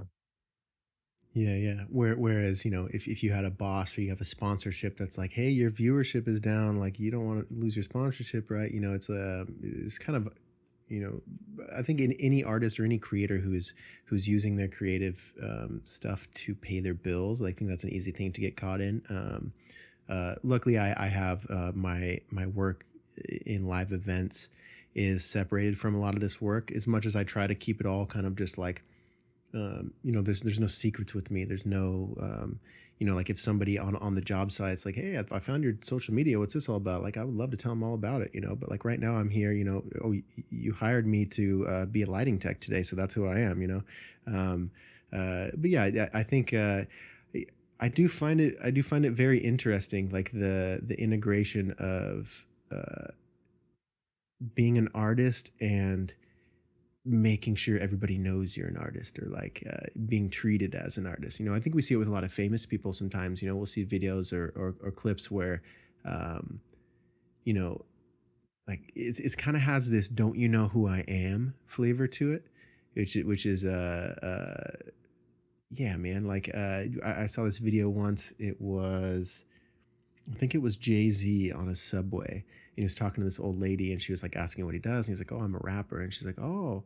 And she's like, "Oh, I don't remember exactly. Maybe she said like my grandkids like rap or something." And basically, she had never heard about Jay-Z. She doesn't know about Jay-Z, which to most of us is like, "What, you know about Jay-Z?" But dude, all he is to her in that moment is just a man on the subway, and like, "Oh, we're talking about work, and oh, you rap? That's pretty cool. Well, here's what I did in my life, And I think we can get caught up in a version of, like, what if Jay-Z was offended? Like, you don't know who I am, and suddenly you can't connect with this person, So there's this way where we want to take our artistry with us, whether you have fame or not. But there is kind of this like trying to introduce it. You're trying to control the narrative of who you are. You're trying to control how people see you at all times. And I think that like a lot of artists get caught up in this, and it's this dance of the ego. But I really like just trying to be very natural and open and honest about that integration. I had this example yesterday. So I think that even outside of people knowing me as an artist, or if they've ever listened to any of my stuff, or if they followed me or any of that, it's been pretty cool over the last couple of years just to, I'm not trying to force any sort of spiritual talk on anybody. I'm not trying to make anybody, if they want to talk about the Family Guy episode last night and I saw it, cool, I would love to talk about that. That sounds fun. Let's laugh together. And they don't have to know anything about me being spiritual. But it's actually very cool when you relax that like need to like, hey, don't you want to heal your childhood trauma? It seems inevitably people notice what subject areas you seem to be, wise or intelligent about. So yesterday I was on this gig. I actually I didn't even know it until I got to the gig, but it was a private event for the band One Republic down in San Antonio. And I only know that because I didn't meet them or see them or anything, but we're pushing in the cases and I saw their name on the thing. But this younger guy who through this company, I'm a supervisor for a lot of their shows, and basically like there's a lot of roles where I'm teaching younger guys, like in their early 20s, about the world and about what we do, and it's really cool because I get to be kind of this leadership role. I really like being a leader when I can, and so I'm not only teaching them about the correct wires for this and this is how this runs and this is how we do this in this world, but also just by my me being present and me being interested in the things that I'm interested in, they notice that I'm knowledgeable or a person who can give them, maybe good advice or something on the subject. So anyway, last night, this younger guy that I've worked with, who kind of like asked me some inquisitive questions, I feel like he really listens when I talk. And so I try to take that serious. It seems like he actually does want to learn something from me. He was like, "Man, I'm so glad to see you. I've been meaning to tell you, I had sleep paralysis the other night, and then I fell back asleep." And he starts talking about all this lucid dreaming stuff. And it's so cool to me. He sees me as someone who is knowledgeable and willing to speak about lucid dreaming and the dream world. And then so we kind of get into, the whole gig. We're kind of talking about lucid dreaming and all these really interesting stuff. And he's inquisitive to me. And I'm just talking about things that I'm generally interested in. He's asking me questions and I'm just telling him the truth. Like, "Oh, I read this book on this, and it seems like this thing sort of happened." So, I think to round about what I'm trying to say is that when you just show up as who you are, rather than trying to run around with a microphone or a megaphone telling everybody that you are this thing, I think that opportunities to be the expression of who you are and the things that you're interested in actually come about more often than you may think. Wow. Well said. Well Yeah, said. yeah. Yeah, I was hoping that made sense. But yeah, a lot of my life these days seems kind of like that. Like I just try to, I'm not meditating so I can be an ultimate meditator and like teach everybody I meet about meditation. But I meditate so I could be a true expression of who and what I am. And when other people stop by and they happen to need that, and here I am, Mm-hmm. it's just like this. I think you can get what I'm trying to point out. There's this level of being an artist, of being a poet, a creator, a content creator, an influencer, where you're like, "I'm this, don't you want to hear about it? I'm this, don't you want to hear about it?" But it's like, this is actually, it's all very spiritual. Being an artist is your work. It's only your work. And other people don't have to give a crap about it. As great as it is to create something and have other people see it and have an audience, and there is that whole realm, and that's amazing. But there's also a way in which you got to be honest with yourself, man. If you're obsessive about this philosophy, meditation stuff, then be obsessed about it. Like, you don't have to run around the streets and tell everybody about it. But I think that there's a reason why there's not only a reason for other people in your relationships in your life for you to pursue your interest in such ways, but there's also you'll begin to notice that when people are trying to come up for air, there you are. Like you have the answers. You weren't planning on talking about those things that day, or you weren't reading this book so you could go on and tell everybody about the concepts in this book. And if that's what you do, if you have a YouTube channel and that's what you do, like, that's cool, man. That's whatever. But I think there's this beautiful intertwining with artistry, this like artistic spirituality of sorts, that is, you do your work and just trust that you are affecting the people around you. Your audience is Right. just people in the street, your coworkers, your family. Just the presence that you bring because you do your own work isn't about you walking into the room of your family and going, "You all need to meditate right now." It's about, as they're screaming at each other and you seem to be at peace, like, they can't ignore that.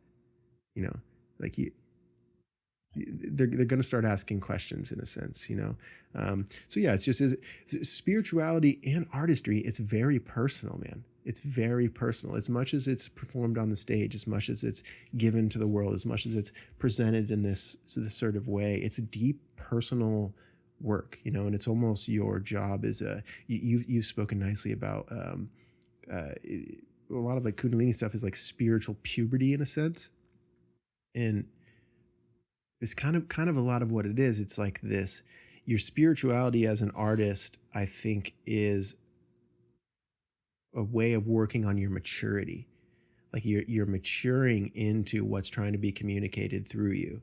And, getting obsessed with like how other people think about you, or how you're presented, or where your work goes and all this sort of stuff kind of gets in the way of your own personal work. I don't know. I guess I'll kind of round out there, but I think overall, just the intense personal nature of being an artist is very important. It's not about other people. It's not really about the artist. It's a very it's your own maturity trying to work through itself. And I think that, there's ways that we can be untruthful to the art if we're trying to strangle it, if we're trying to hold it, if we're trying to present it in a certain way.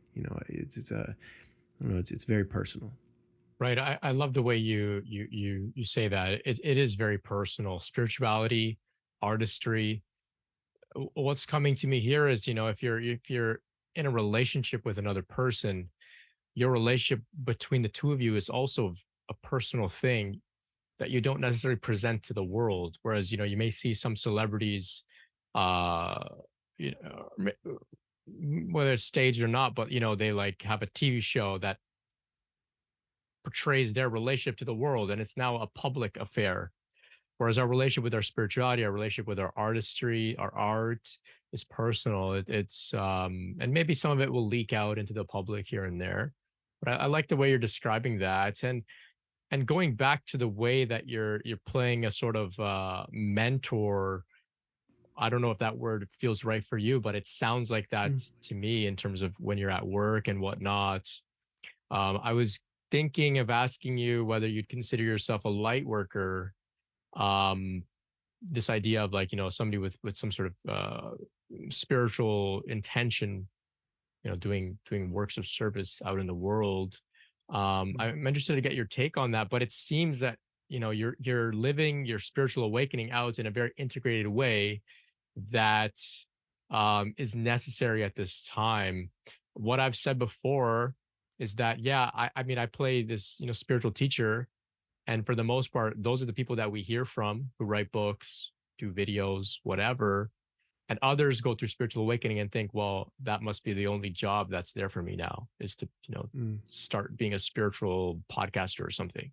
Because we don't hear so much from people that are like yourself, working in, the entertainment industry, as a supervisor, supporting other people to do their work, and intertwined in there, you're throwing in some of the wisdom that you've gained along the way. And I think that's absolutely necessary to get this ascension going, because we can't all go on retreats and leave our jobs and start, like you did, consuming hours and hours of content every day and meditating all the time.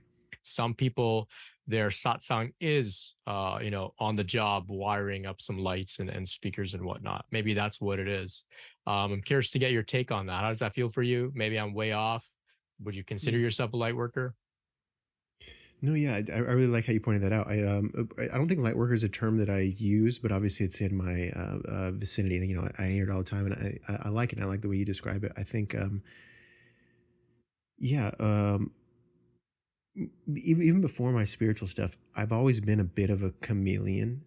I can kind of assimilate to whatever situation.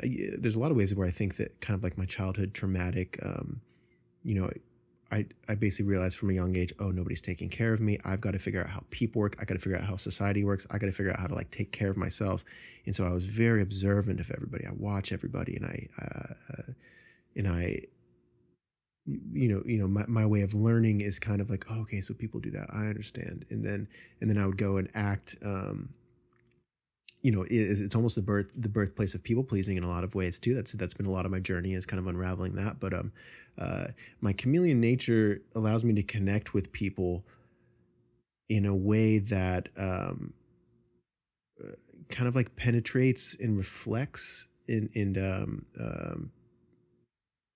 so okay, so like if I'm describing a chameleon nature, there's, say there's two versions of us. There's our social self, and then there's our internal dialogue. And a lot of times people can be projecting or being a chameleon of the social self. Like if someone shows up to me and they're like, I'm this job, and I'm a mom, and I have this car, and that's like who they're trying to be and who they're trying to interact with me as. I have this natural ability, it seems, to reflect back to you who you are but not who the persona is of who you are. It's almost like sometimes I really try to come across as kind and sweet, and I very much love people, but oftentimes I notice that I'm triggering people by just I'm almost like reflecting back to them something that they may be thinking inside, in a sense, and there is some sort of like attraction to that in some sort of ways from other people. Like it's almost like when someone is ready for the truth, they stumble on my path or something like that. And again, that sounds like really big-headed, but they're just like a way that I will notice. Some friends that have like told me this, but also just something that I've just been observant of is uh, I will speak to people in a way in which nobody has ever spoken to them. I will not just by the way that my subject, like certain subjects just don't get talked about. You don't talk about politics and God at the dinner table, that sort of thing. And I'm like, what are you talking about? Like that's the most fun. Let's talk about God. That sounds so fun. But I don't know. Yeah. There's a way that I think that now that I'm aware of it, man, I think that there is ways where just me being my true self does kind of, I don't know if I'm saying this right, but like it influences, like there is some Shaktipat. There is spiritual things that happen within other people by having conversations with me. And I'm not really sure where to put that. You may have that. That might be not even just like a me thing. That might be anybody on the spiritual path. It's like I almost maybe accidentally like give people little glimpses of something that they didn't realize they were carrying around or something, or I think love and intimate relationships can often show you this of like, they allow the truest version of you to express itself. And that is so many layers deep behind people sometimes. And so, I think in some senses I would consider myself a light worker. Again, it's not super intentional. It's just my own work. Right. It's my own, what we practice in private is what other people hear, or what, there's some artist thing like you're showing everybody something you made in your dark basement, like I just go in my dark basement and I do my work. And if you're willing to meet me there, if you're willing to meet me where you really are and where I really am, there could really be some, spiritual energy exchanged, whether we're, neither of us are trying to have that thing, I think intentionally, consciously anyway. But I'll have conversations with people and I could tell, or they will tell me afterwards that they've never had any sort of conversation like that before. And I'm like, oh, that's just kind of just what I was thinking about that day. Those sorts of things. I don't know if that really answers your light worker question, Brett. No, it's perfect. It's a perfect answer. And I think we're broaching a topic there that many out there going through something so profound as Kundalini Awakening are thinking it and feeling it and experiencing it. Yes, it does have an impact on others. This energy I like to describe is contagious. And that can cause us to, in the way you said, feel like, we're getting a little arrogant, big headed, and we, might want to even shut it down or think, how can I be influencing other people or radiating something, or they're being attracted to me and whatnot. But let's get it out there in the open. Yeah, we are all radiating. Every human being is radiating. This is science. As the heart emanates an electromagnetic field. Our nervous systems can co-regulate each other. There is something unspoken that's being transmitted. Now, somebody who's gone through something like you described, spiritual awakening, Kundalini awakening, the deep inner healing, they're radiating some component of that. And so, yeah, it happens. But as long as we are like you were saying, I'm just doing my work. I'm just me. I'm not going around saying, hey, come to me, I'll change your life. You're not saying that, hey, I'll blast your mind with some cool line I have or some look in your eye or something. You're just doing you, and people come if they're in a position to receive something from you, you receive it. And I'm sure others are you're receiving things from them. I receive things from other people as well. We're all exchanging information. So I just love the way you're describing this, because I know many on the path are in fact the complete opposite of what we may call a narcissist. They're so afraid of going in any direction that may be in alignment with some sort of arrogance, and that causes them to be like, super insecure, small, hide. But no, we have to just come out and, yeah, if people are meant to pick up on something we have to offer, well, let them pick up on it. And of course, it doesn't happen to everybody. Some people would say, Sri Ramana Maharshi, greatest saint ever. Some people just looked at a photo of him and it changed their life. Other people in Mm. person, just being in his field, experience incredible spaciousness and peace. But Yeah. other people are like, well, what's the deal with this Indian guy wearing, Yeah. a cloth as his underwear Yeah. and just sitting around? Like, what the hell's going on here? You guys are Yeah. all It's not like weird, right? he like said, "Hey, take a picture of me." And so when people see it, they get enlightened. Is it like Yeah. there's just a picture of him and someone saw it? Ram Dass actually I just heard a talk, I think yesterday, from Ram Dass, how he was talking about something that he saw in this, I don't remember exactly, it was some like Christ movie that he had seen. I don't know if it's Passion of the Christ or what exactly. But the way that they would depict before he'd do a miracle was like, okay, we need this miracle done. And he would stand in front of it and go, like, and then like the miracle would happen. It is like I love how he describes that, because it's like, oh, that's not how it is. It's not a trying. It's not a it really is, in a lot of ways, is you just being who you are, getting out of your own way in every moment, and allowing this insane spiritual energy to kind of work through you. And if someone is right for it, cool. And if they're not right for it, they're going to go like, why are you looking at this picture of an old half naked dude with a blanket on? Like, that means nothing to me. But, Mhm. again, with Ram Dass, I know I talk about him a lot, but I've been, a lot of his like heart centered work has been really helpful for me.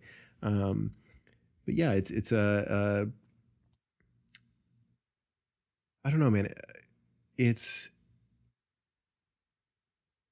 a presence.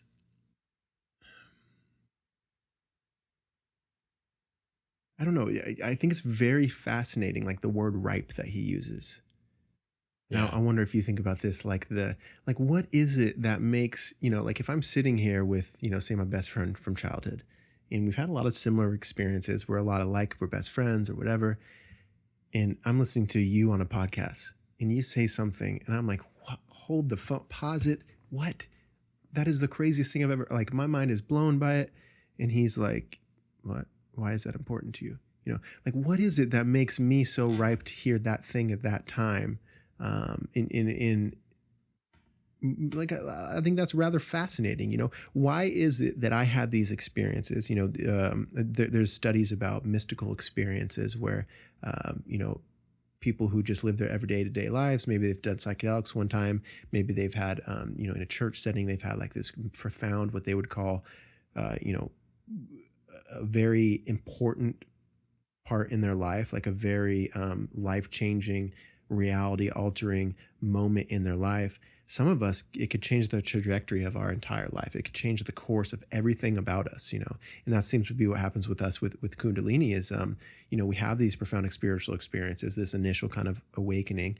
For some people, they could have this, like I said, my best friend sitting next to me or something, he could read the exact same thing. He could have the exact same thing happen. And it's not about the words. It's about like the weaving of them at the exact right moment. You have to be right for these sort of things.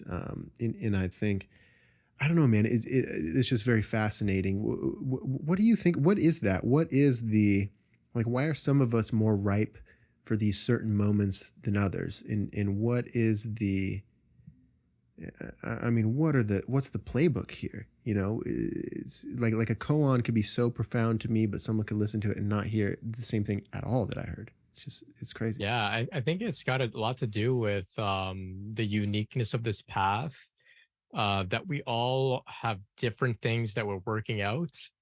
Um, and one way I've described it is that even right now, there may not be mind blowing conversation between you and I, but there's behind the scenes, like pieces are being laid. And Mm, at some point, there like the centerpiece will fall into place, and then it'll all be a mind blowing experience. And so I looked at it that way, like everybody has a different pace that their pieces come into place, different things, different themes. And I think it makes it so much more interesting. Otherwise, this path would be like super linear. You know, it'd be like, okay, everybody read this book. Okay, everybody read this poem. Listen to Yeah. this. Listen to this Yeah. guy's to this one talk. Go to this Yeah. timestamp, and then This is the ta-da! book for level 13 of enlightenment is this book. You got to read Right, it in this great. Yeah. right. And so I think it just can. It shows that this path is so unique for us all, and that's why I want to have guests on like yourself. You know, you shared such a unique journey, and we all have shared unique journeys, but some people will resonate with some of the major themes in yours and say, the other people didn't speak to me. But Jacob, what he said, that was a centerpiece for me. That was it clicked for me when he said that. And so Mm. I think that's how we all support each other. I'm curious if that's speaking to you, or if you got anything else to Mm. add. No, no, entirely. Yeah, yeah. I mean, it kind of correlates right with what I was saying. You know, like somehow what I'm communicating or somehow what you're communicating is that passenger side mirror of a 1996 Buick LeSabre or whatever. You know, it's just the right part. I was thinking about the a term I've used in my writing that I had just looked back on my notes is the bottom dropping out.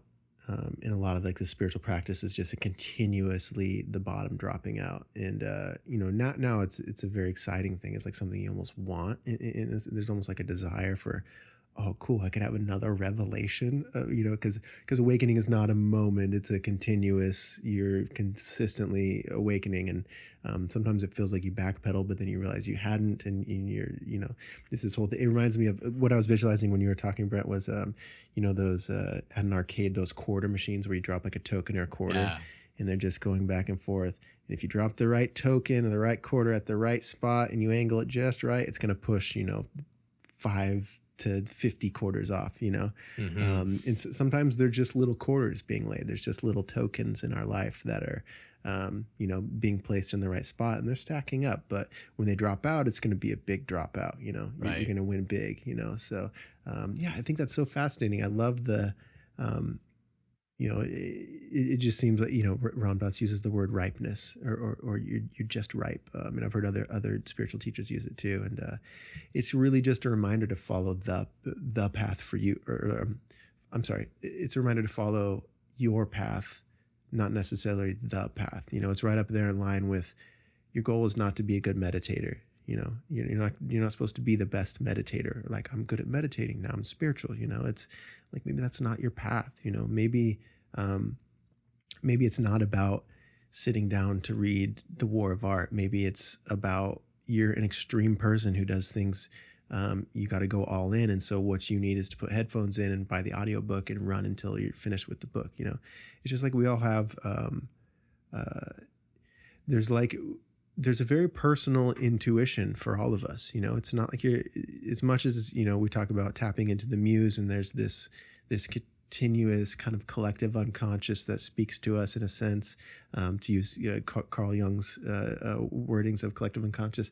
But there's a very personal spiritual path for each of us, and it's like, and it's okay is the thing.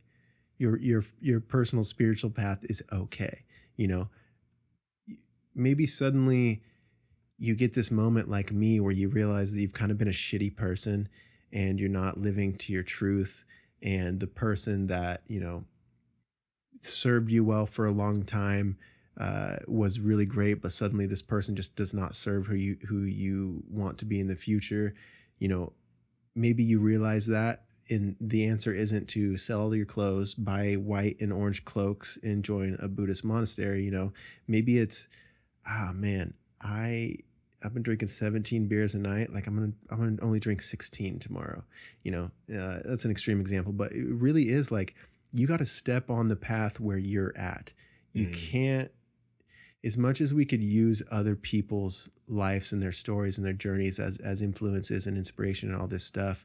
You know, I think that's been a huge thing for me is learning that my path is okay. You know, my spiritual journey is personal, and that's okay. You know, and I can't do it the way that other people did it. I tried to read this. I forget the, have you heard of the term in meditation, stream entry? Mm-hmm. Yeah, Yeah, it's a I got this. Buddhist term, right? Yeah, it's kind of like a step by step process. This is actually fun. Like it's weird to describe. It's like a step by step process for like um, reaching samadhi and stuff. Like there's, I think it's something like it's like a 10 step. Anyway, I bought this book in the throes of me being obsessed with all this stuff and meditation. And I bought this book. John Koldasa, I think is his name, one of the authors. And man, I remember just like trying to push myself. Okay, I got to meditate for this long each day. It says to do this. I'm going to do this meditation.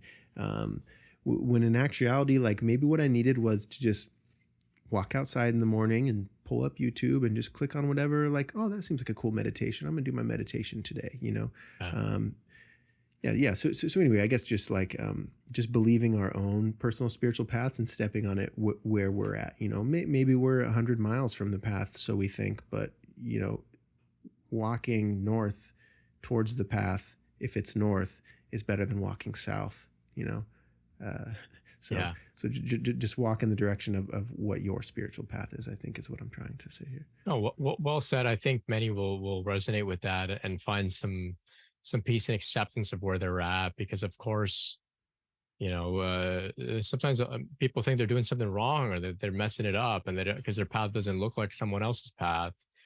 I think it was Ajay Shanti who, like you, also had a very, I guess you could say, masculine approach to just going at it, meditating really intensely and trying to make it, trying. And this was the same for me. I was very masculine in my approach early on. And Adyashanti describes, and I can also agree, he says his spiritual path was one of failure. It just, all of his efforts failed. He may use the term, I'm not sure, but I like to say I became exhausted by those efforts. Like I was so exhausted, and that's when shifts happen, when I just burnt myself out. And that was my path. When I look back, on one level, we could say, well, that was the incorrect approach, but maybe trying really hard was the approach for us to get us to exhaust ourselves out. So it's paradoxical. We can't get it wrong. Hmm. Even if you are trying to, like you said, get on the path where you're at, be true to your own journey. Even if there's somebody out there who's trying to copy another journey or following a book or tradition to the T, that's still their journey too. You see, it's Yeah. like it's Yeah. paradoxical. It's interesting, but ultimately, I think that you've shared some incredible wisdom there. We can't get it wrong. Everybody has to get on the path where they're at.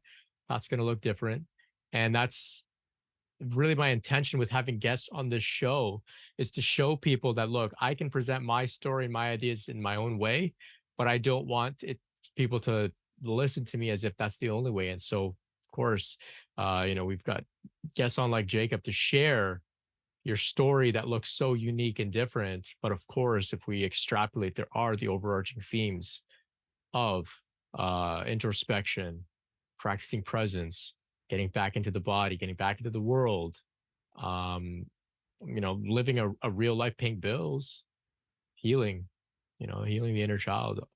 All of those themes have come up today, and it's been an excellent conversation, Jacob. It's about time that we start to wrap up, but I want to thank you for sharing so openly and in such a real way that I think is going to really speak to a lot of people, and people will say, "Hey, yeah, I'm I'm I can accept my journey as it is." Because we got some inspiration from you, so thank you. So on that note, please let us know how we can further connect with you. All of the links will be in the description, but please feel free to shamelessly tell us about what you've got going on online and how people can tune in and listen to more of what you have to say. Mm, yeah. Like I said at the beginning, I get to talk about myself, my favorite thing. Yeah, man. Well, thank you, Brant, so much. I've appreciated our interactions and our conversations very greatly. I'm a fan of your work, so it's really cool for us to be able to actually interact and kind of we get to know each other a little bit. So I think it's very cool. I think it's very cool that you're offering this space for people.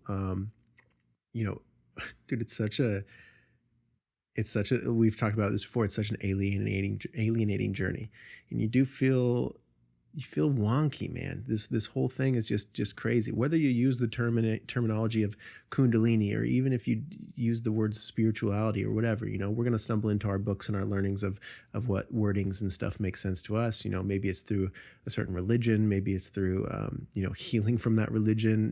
Maybe that religion harmed you when you were younger, and you're trying to find spirituality after that as an adult. There's all these different levels of it, and so I think it's very important and very cool that you offer space for all of us in different levels and different paths, and there's no really wrong or right way. It's just kind of about listening to your intuitive way of guidance. And I'm really just a fan of your show. I just love listening to spiritual conversations anyway. I love hearing when people express themselves, how they're going through certain things or they've been through that, and then I remember, oh dude, I had that happen too. That's actually pretty crazy, and it all correlates. So yeah, man, thank you so much. But so I would say probably these days Instagram is the best way to get a hold of me, Jacob from the Internet. And that is just, I try to post my podcast clips on there with guests. I try to post poetry, spoken word. Like I said, I do some hip hop stuff. I'll do some DJ work. I have like all these different facets of my creative journey that, sometimes I have 4 months of just like hard DJing, and that's what I'll be posting. Sometimes I have moments of being very introspective. Sometimes I'm going through another like awakening layer, and so I'm trying to share that. I try to be vulnerable on there. Like I said, I have podcast episodes that are like just cringy to listen back to, but it's just where I was at that time, and so that's just okay. Jacob from the Internet on Instagram, the Junkyard Love podcast, wherever you listen to podcasts. I believe my YouTube channel is Jacob from the Internet. Either way, the Junkyard Love podcast or Jacob from the Internet, you will find me. And I'm always just kind of sharing, I am known to like suddenly realize I need a break from all this stuff.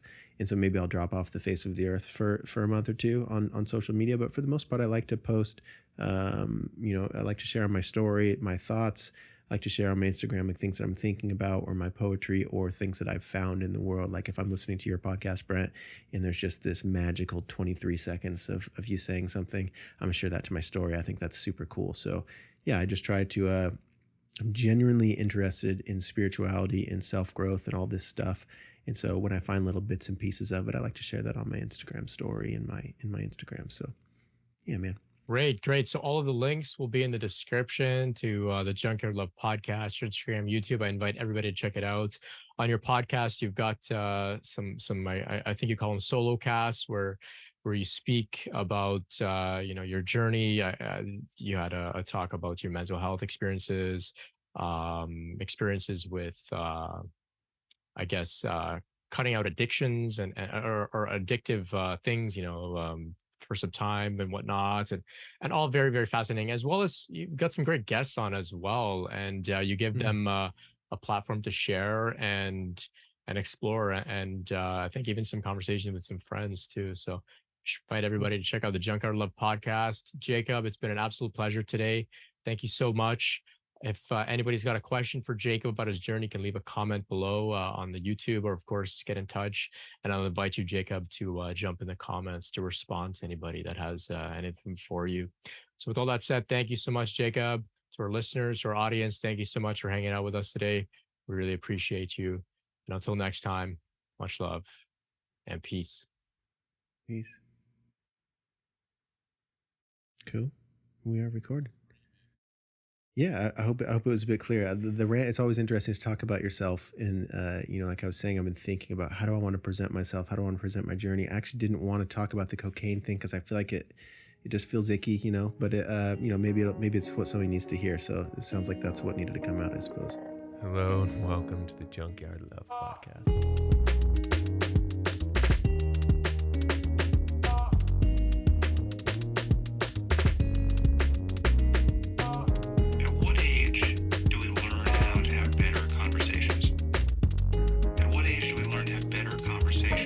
With ourselves.